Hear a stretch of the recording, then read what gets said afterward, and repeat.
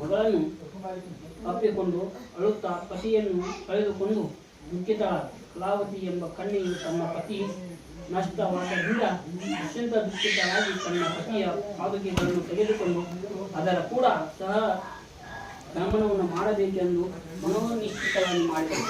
ಈ ಪ್ರಕಾರ ಮಗಳ ಕಷ್ಟವನ್ನು ನೋಡಿದ ಮನೋವಿಸ್ತನ ಮಾಡಿದಳು. ಈ ಪ್ರಕಾರ ಮಗಳ ಕಷ್ಟಗಳನ್ನು ನೋಡಿದ ಆ ಧರ್ಮಜ್ಞೆಯನ್ನು ವೇಶ್ಯವು ಆತನ ಪತಿಯು ಸಹ ದುಃಖಿತರು. ಈ ಹುಡುಗ ಅದೃಶ್ಯವಾಗಿರಬಹುದು, ಸತ್ಯನಾರಾಯಣನೇ ಮಾಡಿರುವವನೇ, ಅಥವಾ ನಾನು ಸತ್ಯನಾರಾಯಣ ದೇವರ ಮಾಯಾಪಾಪದಿಂದ ಭ್ರಾಂತನಾಗಿ ಇರುವೆನು. ಇದು ಯಾವ ಮಾಯೆ ಎಂದು ಸಮಸ್ತರಿಗೂ ತಿಳಿಸಿದನು. ಇದುವರೆಗೂ ಸಮಕ್ಷಮದಲ್ಲಿ ತನ್ನ ಮನೋರಥವನ್ನು ಪ್ರಕಟಣೆ ಮಾಡಿ ಹೇಳುತ್ತಾನೆ. ನಾನು